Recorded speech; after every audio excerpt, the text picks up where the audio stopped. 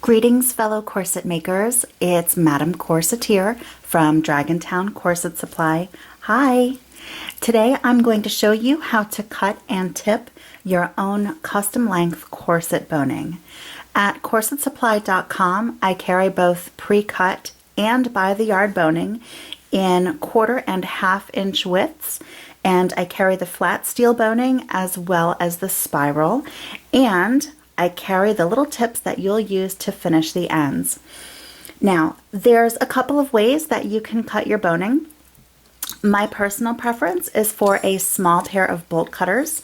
I have really tiny hands, and for me, these offer a lot of strength in a very small tool, and they're reasonable. You can pick them up at the hardware store for anywhere between $12 and $15 a piece. This pair that I have is ancient. It's probably about 15 years old, so I have definitely gotten my money's worth out of that. You can also use a Dremel tool, especially on the flat boning. You can use aviation snips, or if you're going to make the investment, especially to save your hands if you do a lot of corset making, there are bench mount bolt cutters out there that are about $250, but you bolt them to your bench and you can operate them with a foot pedal if that's what you desire. So anyway, your choice of tool is completely up to you. Use what works and use what is easiest on your hand. I am going to start with the 1/4 inch spiral boning, which is the biggest seller at corsetsupply.com. The beauty about spiral boning is that you can tie it in a knot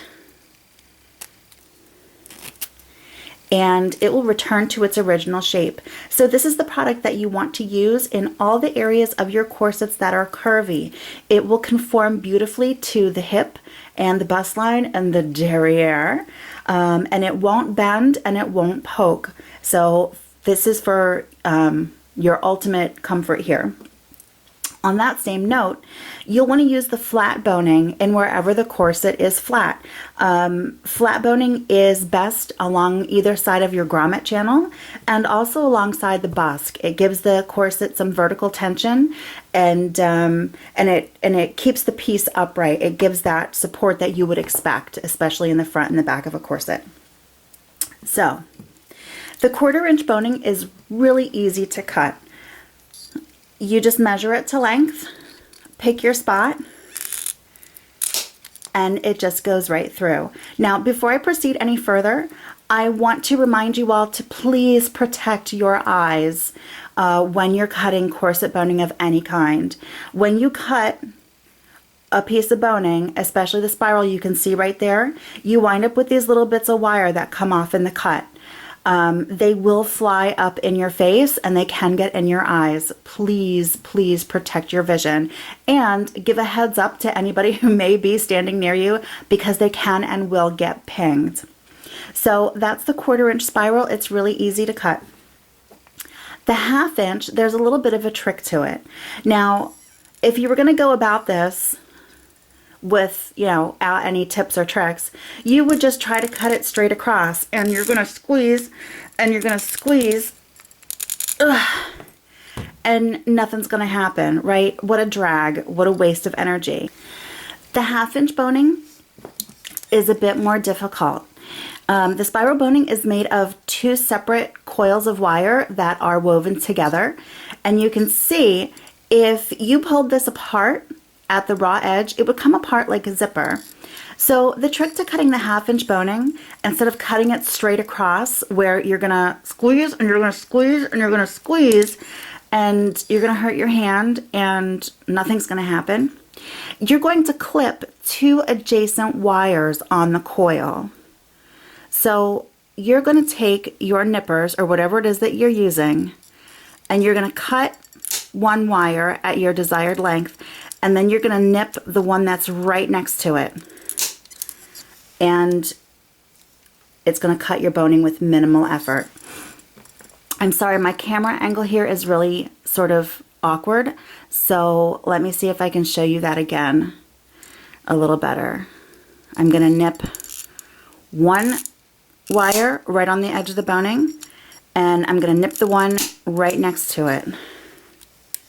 And there you go. It cuts the 1/2 inch spiral. Okay.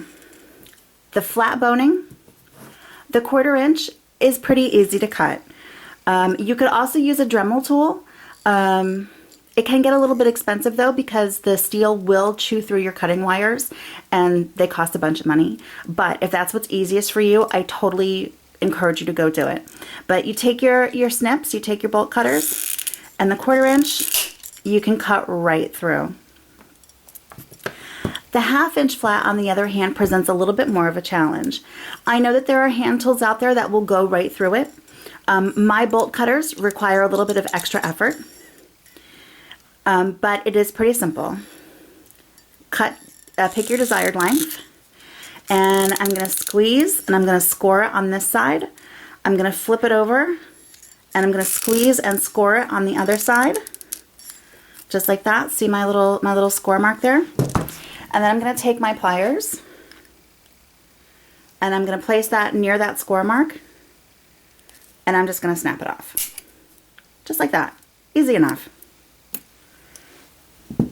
One of the beautiful things about buying your corset boning by the yard and buying the tips is that you always have the length of boning that you need. You don't ever have to make do with boning that's too short or not the right type. You have it on hand. It can save you a whole lot of money.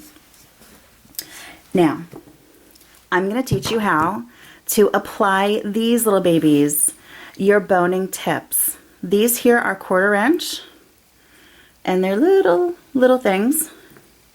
And these larger ones are the 1/2 inch. Yeah?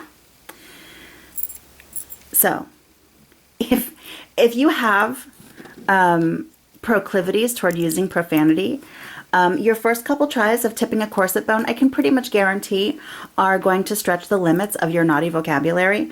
But with a couple of tries and a little bit of patience, it will totally pay off in the end. All you're going to need is a pair of regular and a pair of needle nose pliers. I'm going to start with the 1/4 inch because it's a little fiddly because it's small, but it's pretty simple. Put the tip on the bone and sort of hold it there while you grab your pliers. Take your regular pair of pliers and put them in your dominant hand. I happen to be a righty. And you're going to squeeze that from side to side. All right, trap it in there like that. Switch hands, don't let go. Switch hands. And then pick up your needle nose pliers. And you're going to go in there and you're going to crimp that down from the top. Can you see that? Put a little bit of muscle into it. Because if you have ever pulled a spiral piece of boning back out of a boning channel and had the tip get stuck inside the channel in your corset, it can be a real drag and real frustrating. So it's worth it to put a little extra muscle into it. And I'll show you on the 1/4 inch once again. Put the tip on the end of the bone. Take your regular pair of pliers in your dominant hand.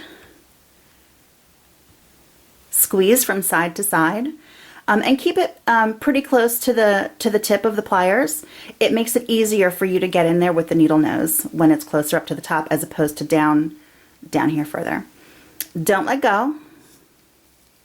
Switch hands and pick up your needle nose. And while you're still squeezing from side to side, go in there and crimp it down from the top.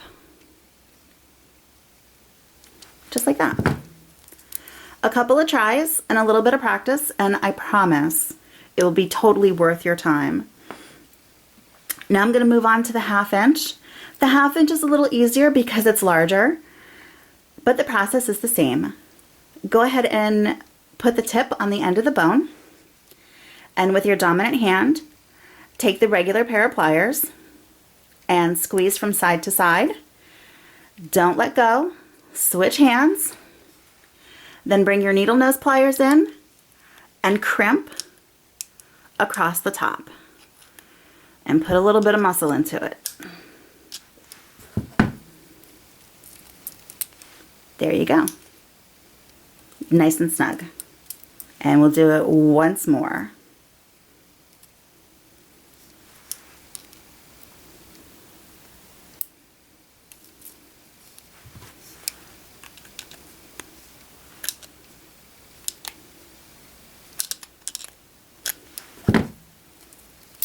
Ta-da! Lovely. Now, what I'm about to tell you has been the source of hot debate for many, many years on the online corset making forums. When you want to cut and tip your own flat boning, you have a couple of options. You can go to the hardware store and buy a product that's called Plasti Dip. And what it is it's basically this stuff that caps the end of your hand tools, only it's in a liquid form. And you would dip that in and it'll give you a coating on the end of your bones.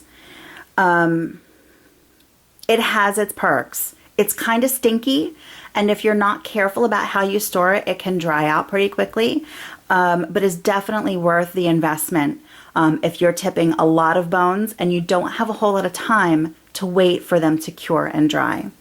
Now, of course, before you tip a bone with any kind of fluid, you're going to grind it off with your weapon of choice. I prefer a rotary tool. I prefer a Dremel. You can also use a hand file if that's what you have and if that works for you.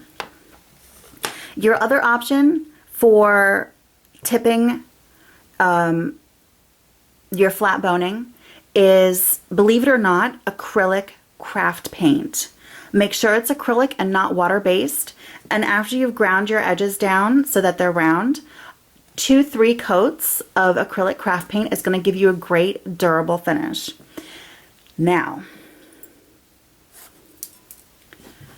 the thing that's been the subject of debate is whether or not you can tip flat boning with a boning tip. And I'm here to tell you unequivocally that you can. The steel that's inside the bone, not only is it coated on the outside to resist corrosion, but the steel that's on the inside, from the factory that I get it at, I can't speak for anybody else's product, it's anodized on the inside. So it's coated to resist corrosion. That doesn't mean that you can put your corset underwater and not expect everything to rust, but if you are in the habit of having your corsets dry cleaned and or you instruct your clientele to have their corsets dry cleaned as well, tipping your flat bones with tips is not going to be an issue whatsoever. And the process is pretty much the same, but we have one extra step. You're going to take the end of your bone and you're just going to nip off the corners. Again, eye protection, folks. Please, please don't take the health of your eyes for granted. And I'll show you again. Just nip off the corners so that it's a little bit rounded. Now, at this point, you can put a dab of super glue on there if you want to. You could put some E6000. It's a sort of a cross between rubber cement and epoxy that costume makers like myself love to use. But that's entirely up to you. And all you're going to do with a 1/4 inch is put the bone and the tip together, just like we did before. Squeeze from side to side, and then squeeze from the top. And put a little bit of muscle into it so that she doesn't go anywhere. Okay? Easy enough, right? And that's totally sturdy. You're not going to have any problems with this whatsoever. Now, the 1/2 inch is a little bit more of a challenge because the tip is slightly smaller, slightly less wide than the bone itself. So it's going to take an extra step. Here again, you're going to nip off your corners.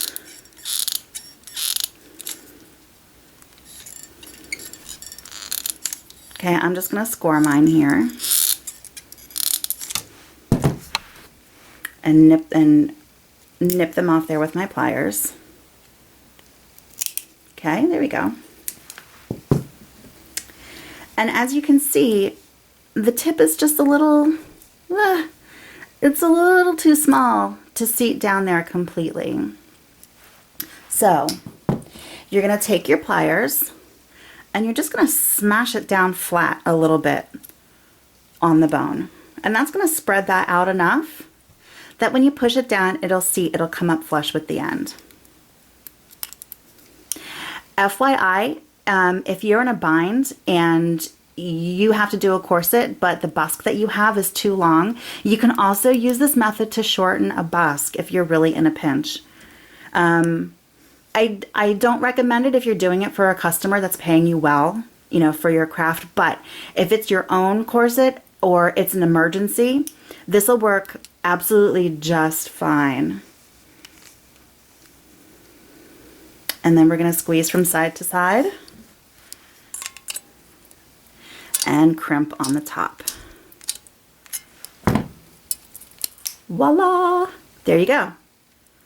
And that sucker's not going anywhere. So there you have it, ladies and gentlemen. That is how to make sure that you always have the right length of boning on hand for any corset project that you undertake. Again, all the bones and tips that you see here you can find at corsetsupply.com. I am Madam Corsetiere. If you have any questions about this or anything else that is related to corset making, you can email me at orders@corsetsupply.com. Share your corset making adventures on our Facebook fan page, which is facebook.com/corsetsupply. And you can tweet me. I have a Twitter account. My handle is @corsetsupply. I hope you have a fantastic day, and I hope that all your corset making dreams come true. See you next time.